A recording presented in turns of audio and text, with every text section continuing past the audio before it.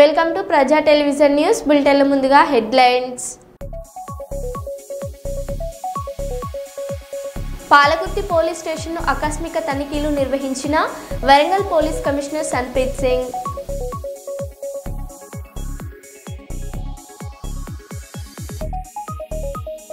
గిరిజన బిడ్డల భవిష్యత్తుపై ప్రభుత్వం ఫోకస్ పెట్టాలి, వైఎస్ షర్మిల.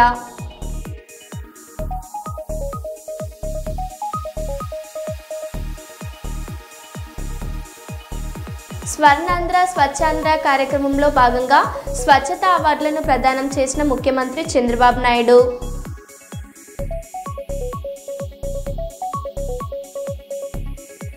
నిజాం సాగర్ ప్రాజెక్టులో మళ్లీ పెరుగుతున్న ఇన్ఫ్లో.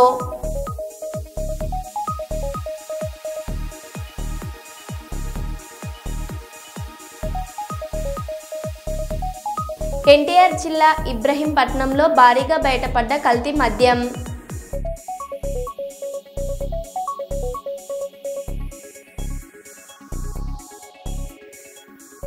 ఇక వివరాల్లోకి వెళ్తే, మెదక్ జిల్లా పాపన్నపేట మండలంలోని నాగసానుపల్లి గ్రామంలోని శ్రీ ఏడుపాయల వనదుర్గ భవాని అమ్మవారి ఆలయం వద్ద మంజీర నది వరద ఉధృతి కొనసాగింది.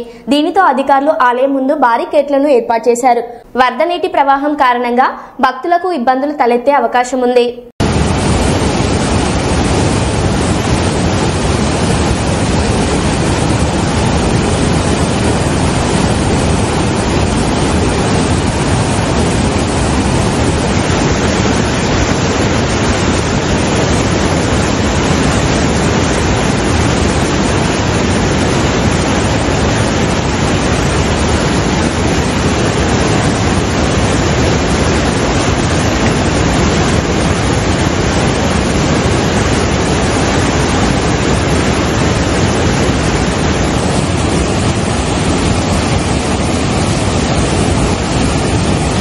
మీవి దగ్గితే తుమ్మితే ఊడిపోయే ఉద్యోగాలు, ఇష్టముంటే చేయండి లేకపోతే మానేయండి.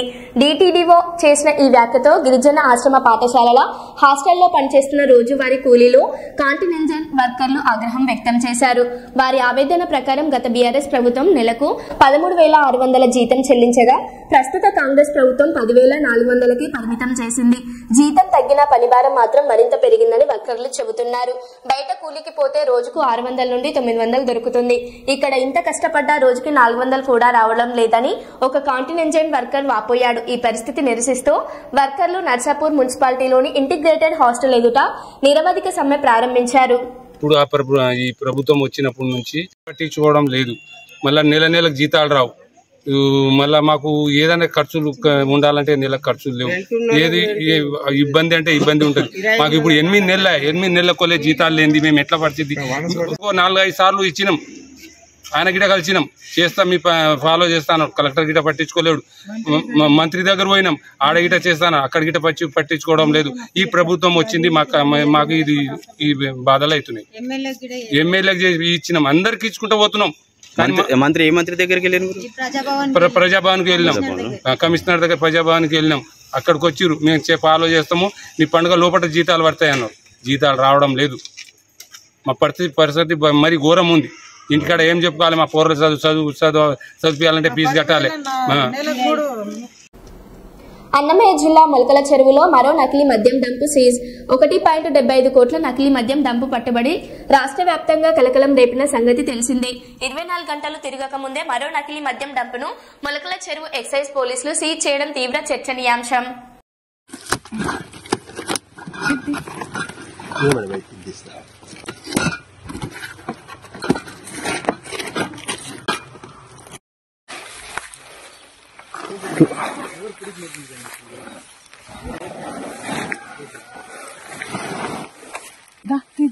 పట్టదీపో. ఇది సురేంద్ర ఎవరిదే? ఏ ఊరు?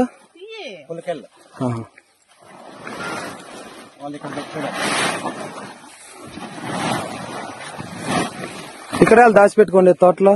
వాళ్ళు పెట్టిపోయినారు మొన్న రయ్య. ఏమిటికి? పెట్టేసి మొత్తం బాబు యా బాబు? అవే మేడం.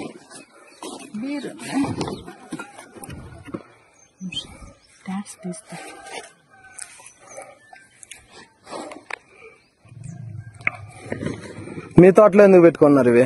ఇక్కడ పెట్టేసిపోయి మొన్న కాయ పెడుతుంటే ఆపోజిట్ కేడా ఉన్నాయి. నమస్తే సార్. కేక్ ఇక్కడ ఒక 4 బాక్సులు దొరికినాయి సార్ తోటలో, దానిమ్మ తోటలో. వెంకటరెడ్డి తోట ఓనర్. మీరు సప్లై ఇస్తారంటే దాన్ని చెప్పినారు. అలా వచ్చినాడు ఆ మనిషి కూడా. చెప్పు కావాలంటే వచ్చినారు, వాళ్ళు కూడా వచ్చినారు. ఏముంది వాళ్ళు పెట్టిపోయినారా అంటున్నారు సార్. మాకు అయిపో ఫ్రెండ్ అంతే. ఎవరు? సురేంద్ర నాయుడు. సురేంద్ర నాయుడు పులికిల్ల ఎత్తుకొచ్చినా సార్. పట్టా సురేంద్ర నాయుడు మీ ఫ్రెండా? మన బాబు అయితే పెట్టేసిపోయా. ఏ బాబు? అదే ఐపూరు వాళ్ళ మనిషి బార్లో పనిచేసి పట్టుకునే రోజు మేము అట్లేం చేయలేదు సార్. మాకు ఫ్రెండ్ అంట సార్. ఎవరైనా చెప్పండి దానిపైన. ఫోటోలు పెడతా సార్ తమరికి. ఒక బాక్స్ లో అయితే సగం ఉంది సార్. కేరళ మాల్తో బీర్లు 3 ఉన్నాయి సార్. 3 బాక్సులు కింగ్ ఫిషర్ స్ట్రాంగ్.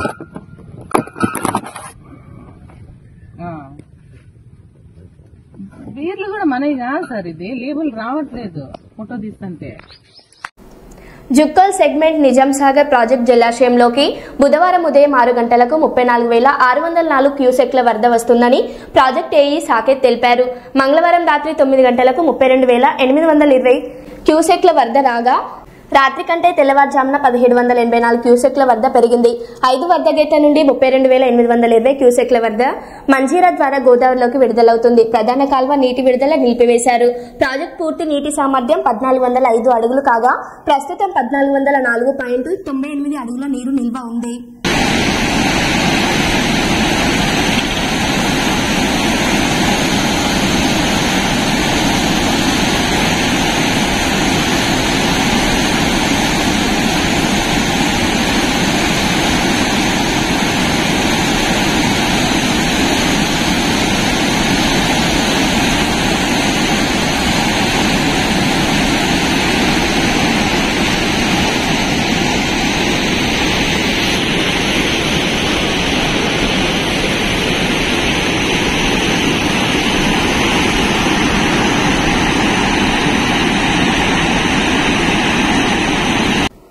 గిరిజన బిడ్డల భవిష్యత్తుపై చంద్రబాబు ప్రభుత్వం ఫోకస్ పెట్టాలని కాంగ్రెస్ పార్టీ రాష్ట్ర అధ్యక్షురాలు వైఎస్ షర్మిల తెలిపారు.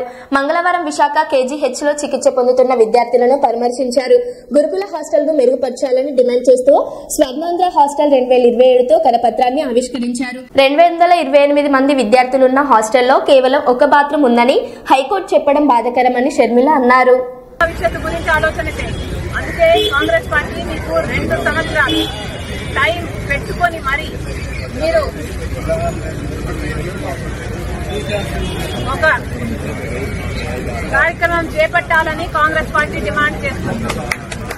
స్వర్ణాంధ్ర హాస్టల్ 2027 అంటే 2027 కల్లా మన రాష్ట్రంలో ఉన్న అన్ని ఎస్సీ, ఎస్టీ, బీసీ హాస్టల్ మొత్తం ఎన్నున్నాయో అన్నింటినీ మెరుగుపరచాల్సిన అవసరం. ఒక హాస్టల్లే కాదు, ప్రభుత్వం నడుపుతున్న స్కూళ్ళు అయితేనేమి, కాలేజీలు అయితేనేమి, ఎస్సీ, ఎస్టీ, బీసీ, మైనారిటీ బిడ్డలకు నడుపుతున్నది ఏదైనా సరే మెరుగుపరచాల్సిన బాధ్యత ప్రభుత్వానికే ఉంది. ఇది వెంటనే ప్రభుత్వం చేపట్టాలని కాంగ్రెస్ పార్టీ డిమాండ్ చేస్తుంది. మీరు చేపట్టని క్రమంలో కాంగ్రెస్ పార్టీ కూడా త్వరలో అసలు ఎస్సీ, ఎస్టీ, బీసీ హాస్టల్ పరిస్థితి బాగోలేదు, కండిషన్స్ మెరుగుపరచాలి అని ప్రభుత్వానికి జూలై 2025లో స్వయంగా హైకోర్టు 228 ఆడబిడ్డలు ఉండే హాస్టల్లో 1 బాత్రూమ్ ఉందట. 228 ఎంత షాకింగ్ రియాలిటీలో ఒకసారి గమనించండి. 228 ఆడబిడ్డలున్న హాస్టళ్లలో 1 బాత్రూమ్ అంటే 228 ఆడబిడ్డలు 1 బాత్రూమే వాడుతున్నారు. ఇది షాకింగ్ గా లేదా? మరి దీనికి ఏం సమాధానం చెప్తారు? హైకోర్టు ముట్టికాయ వేస్తుంది. అదే ఆ ఒక్క సందర్భమే కాదు, ఎన్నో సందర్భాలను కోర్టు చేస్తూ హైకోర్టు చెప్పిన విషయాలను వింటే ఎవరికైనా బాధేస్తుంది, మనసున్న వాళ్ళు ఎవరికైనా బాధేస్తుంది. అలాగే మేము కూడా చెల్లించడం జరిగింది. హైకోర్టులో చెప్పిన విషయం 228 ఆడబిడ్డలకు ఒక బాత్రూమ్ లో ఉన్నారు అంటే ఎవరైనా చెల్లించాల్సిన అవసరం ఉంది. అలాగే ఒక్క రూమ్ లో 17 మంది అమ్మాయిలను పెడుతున్నారట. 17 మంది అమ్మాయిలకు కనీసం పరుపులు కూడా లేవట, ఇట్లా బండ మీద పడుకుంటున్నారట. ఇలాంటి హాస్పిటల్లో ఉన్న పరిస్థితి కనీసం చికిత్స లేదు.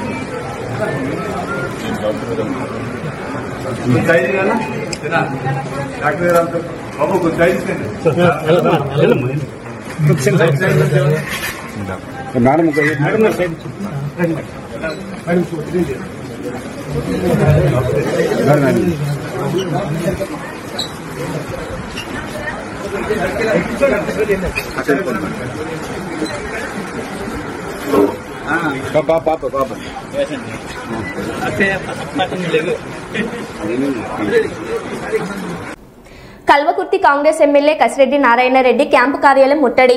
10 నెలలుగా జీతాలు ఇవ్వకపోతే ఎట్ల బతకాలని ప్రభుత్వాన్ని నిలదీత.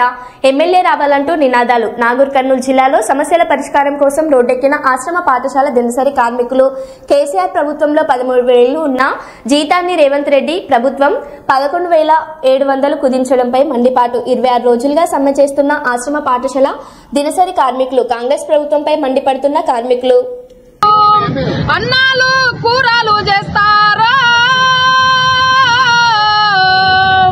ఈ వర్కర్లేమో పిల్లలకు టయానికి అన్నం పెడతారు. ఏమి బతుకులు రా ఈ వర్కర్లకు ఎట్టి సాకిరి బతుకులాయను రా. తెల్లవారు జామునలేసి డ్యూటీలకు పోయినాక అన్నాలు కూరలు చేసి పిల్లలకు టయానికి అన్నం పెడతారు. పొద్దంతా పని చేస్తారు ఈ వర్కర్లేమో పిల్లల కంటి రెప్పగా కాపాడుకుంటారు. ఏమి బతుకులు రా ఈ వర్కర్లకు ఎట్టి సాకిరి బతుకులాయను రా. కల్తీ మద్యం తయారీ కేసులో ప్రధాన నిందితుడు జనార్దన్ రావు సెల్ఫీ వీడియో. తన సోదరుడు Jaganmohan Rao అరెస్టుతో selfie video release చేసిన వైనం. అనారోగ్య కారణాలతో విదేశాల్లో ఉన్నానంటూ సెల్ఫీ వీడియోలో వెల్లడి. గౌరవ పత్రికా విలేకరులకు, మీడియా వారికి, ఎక్సైజ్ పోలీసు వారికి నా యొక్క నమస్కారాలు. నా పేరు జనార్దన్ రావు. ఆంధ్రప్రదేశ్లో ములకల్ చెరువు ఇబ్రహీంపట్నంలో జరుగుతున్నటువంటి నకిలీ మద్యానికి సంబంధించిన విషయాన్ని సోషల్ మీడియా ద్వారా నేను తెలుసుకుంటున్నాను. ఈ వ్యవహారంలో నా పేరు మొదటి ముద్దాయిగా జనార్దన్ రావు అని చూపించుకున్నారు. ములకల్ చెరువు కేసులో వాస్తవం ఈ కల్తీ మద్యం గురించి తమ్మళ్లపల్లిలో ఉన్నటువంటి తెలుగుదేశం నాయకులకు గాని ఏ ఇతరులకు గాని సంబంధం లేదు. ఊరికే ఇతరులు ఇబ్బంది పెట్టాలని కొన్ని రాజకీయంగా లేనిపోయిన చేస్తున్నారు. ఇతరులు ఎవరో లబ్ధి పొందే ఉద్దేశంతో ఇవన్నీ జరుగుతున్నాయి. దయచేసి నా అనారోగ్య సమస్యలతో నేను విదేశాల్లో ఉన్నాను. ఆరోగ్య సమస్యలను చూపించుకొని ఇండియాకు వస్తూనే ఇందులో జరుగుతున్నటువంటి కుట్రలన్నింటినీ నేను పోలీసు వారికి సహకరిస్తూ, ఎక్సైజ్ వారికి సహకరిస్తూ, ప్రభుత్వ వారికి సహకరించి జరుగుతున్నటువంటి పరిణామాలు, విషయాలన్నీ మీకు తెలపగలని ప్రతి ఒక్కరికి పత్రికాముఖంగా నమస్కరిస్తూ వినియోగించుకుంటున్నాను. ఫ్రీ బస్ పథకంతో ఆటో నడవక కుటుంబ పోషణ భారమై ఆత్మహత్య యత్నం చేసుకున్న ఆటో డ్రైవర్ను పరామర్శించిన కేటీఆర్.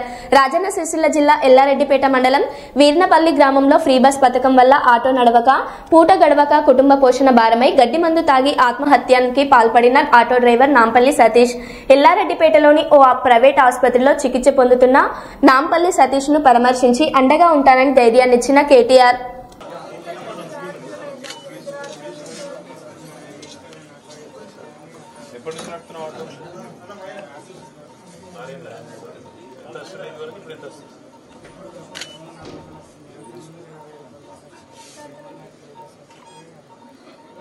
తాగి చచ్చిపోతారా? ఎవరు చెప్పింది? అట్లుంటుందా? మీ అమ్మాయి ఏమైపోతారు, మీ పిల్లలు ఏమవుతారు? ఇట్లా చేస్తే పద్ధతేనా? పిల్లలు కరెక్ట్, అవన్నీ కరెక్ట్. తల్లి ఆడపిల్లలు అయితే మగ పిల్లలు అయితే కానీ అట్లా చేస్తారా? నాకు అర్థంగా పూసుకున్న మందులాగా ఏమైనా అట్లా చేస్తారా? ధైర్యంగా కొట్లాడాలి కాదు బిడ్డ, కొట్లాడాలి. బతికి కష్టాలు ఉన్నాయి కానీ అందరికి ఉంటాయి. నాకు లేవా అని ఇంకేమనుకోలేవా? అందరికి ఉన్నాయి. కేరళలో లేని వాళ్ళు కలిపి పెట్టు, అందరికి ఉంటాయి. చచ్చిపోతారా? చేయాలి రా. మాట్లాడటానికి కొట్లాడటానికి ఇంతమంది ఉన్నాయి. వాళ్ళు సాయం కావాల్సి అడగాలి. ఇది ఉన్నది కష్టం అని చెప్పాలి. ఇట్లయితే డాక్టర్ సార్ మంచివాడు, బతికిచ్చాడు, సంతోషం, సేఫ్ ఉన్నాడు కదా.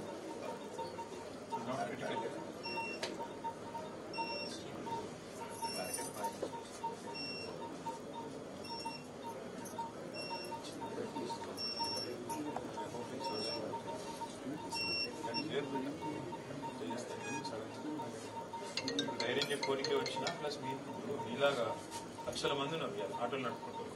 అందరు మరి ఇట్లా వేసుకుంటే ఇట్లా ఉంటుందా? పరిస్థితి ఎట్లుంటుంది? వాళ్ళ కుటుంబాలు ఏమైతే ధైర్యం ఉండాలి కదా.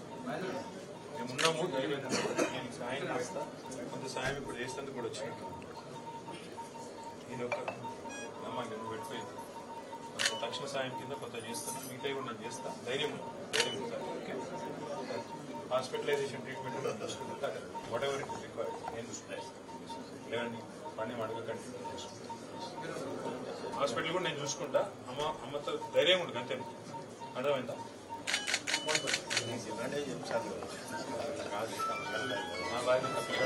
రాజన్న సిరిసిల్ల జిల్లాలోని జిల్లా కేంద్రంలో శరత్ పౌర్ణమి సందర్భంగా కలియుగ వైకుంఠ దేవుడు ఆయన శ్రీనివాసుని రథోత్సవం అంగరంగ వైభవంగా జరిగింది. ఇట్టి రథోత్సవాన్ని చూడడానికి లక్షలాది భక్తులు పురవీధుల్లో వేచి చూశారు. ఈ కార్యక్రమానికి ముఖ్య అతిథిగా వేములవాడ నియోజకవర్గం ఎమ్మెల్యే ప్రభుత్వ విప్ ఆది శ్రీనివాస్, సిరిసిల్ల జిల్లా ప్రముఖ న్యాయవాది శ్రీ చెక్కిళ్ల మహేష్ గౌడ్ మరియు పట్టణ పుర ప్రముఖులు ఇట్టి కార్యక్రమానికి హాజరయ్యారు. పురవీధుల గుండా రథోత్సవం జరుగుతున్నప్పుడు భక్తుల నోట గోవింద నామస్మరణలతో సిరిసిల్ల పురవీధులు మారుమోగాయి.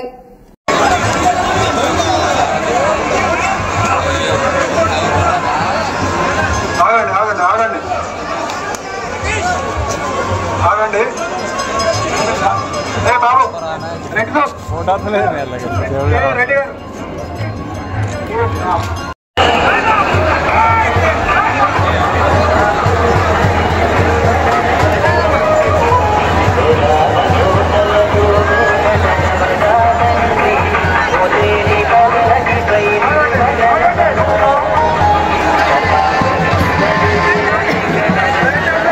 రాజన్న సిరిసిల్ల జిల్లా కేంద్రంలో శ్రీ లక్ష్మీ వెంకటేశ్వర స్వామి ఆలయంలో తిరుమలలో బ్రహ్మోత్సవాలు ఏ విధంగా జరిపేటువంటి సందర్భాన్ని పురస్కరించుకొని ఇక్కడ కూడా ప్రాచీన కాలం నుండి పురాతన కాలం ఉన్నటువంటి ఈ స్వామివారి సన్నిధిలో కూడా బ్రహ్మోత్సవాలను బ్రహ్మాండంగా దేవాదాయ శాఖ అధికారులు రాష్ట్ర ప్రభుత్వ పక్షాన పూజ నైవేద్యాలు తదితర కార్యక్రమాలన్నీ కూడా చేస్తూ ఈరోజు అంగరంగ వైభవంగా పండగ వాతావరణంలో సిరిసిల్ల జిల్లా కేంద్రంలో ఆ శ్రీ లక్ష్మీ వెంకటేశ్వర స్వామి వారిని రథోత్సవంతో ఊరేగింపు చేసేటువంటి కార్యక్రమం వేలాది మంది భక్తులు వచ్చి తిలకిస్తూ ఆ స్వామివారిని దర్శించుకోవడము, ఆ స్వామివారిని దర్శించుకొని తన్మయత్వం చెందడము, స్వామివారి ఆశీస్సులు అందరికీ ఉండాలి, లోక కళ్యాణం జరగాలని చెప్పని కోరుకునేటువంటి కార్యక్రమం.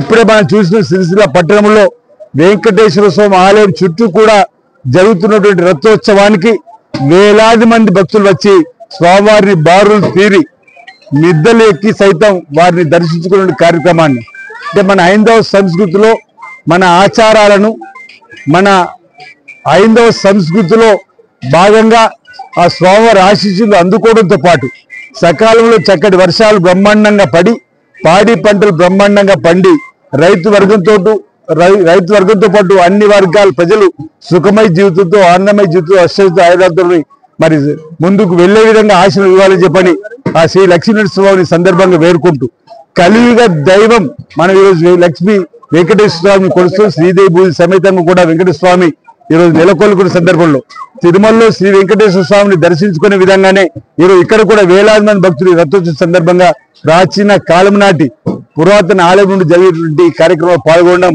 ఆనందదాయకం శుభదాయకం ఓ తన్మయత్వం చెందేటువంటి క్రమంలో ఇక రాగానే ఆ స్వామివారి భక్తి భావంతో శాంతి వాతావరణంలో లీనం కాబట్టి స్వామివారి ఆశీస్సులు పొందుకోవడం మరి ఆశీస్సులు వారి అందుకోవడం అనేది ఇది పూర్వజన్మ సుకృతంగా కూడా మనం భావిస్తూ అందరికీ స్వామివారి ఆశీస్సులు సందర్భంగా రాజన్న సిరిసిల్ల జిల్లా వ్యాప్తం కూడా ఈ శ్రీ లక్ష్మీ వెంకటేశ్వర స్వామి ఆశీస్సులు అందరికీ అందాలని సందర్భంగా నేను కూడా ప్రార్థన చేస్తా ఉన్నాను. ఆదిలాబాద్ పోలీస్ పరేడ్ మైదానంలో సోమవారం రాత్రి పోలీస్ ఉద్యోగులు బతుకమ్మ సంబరాలు ఘనంగా జరిగాయి. జిల్లా ఎస్పీ అఖిల్ మహాజన్ దంపతులు, ఓట్నూరు ఏఎస్పీ కాజోల్ సింగ్, డీఎస్పీలు, సీఐలు ఈ వేడుకల్లో పాల్గొన్నారు. మహిళా సిబ్బంది ఘనస్వాగతం పలికిన అనంతరం బతుకమ్మ పూజలు చేసి ఆటపాటలతో సంబరాలను ప్రారంభించారు. ఎస్పీ దంపతులు కోలాటంతో పాటు బతుకమ్మ ఆడటం విశేషం.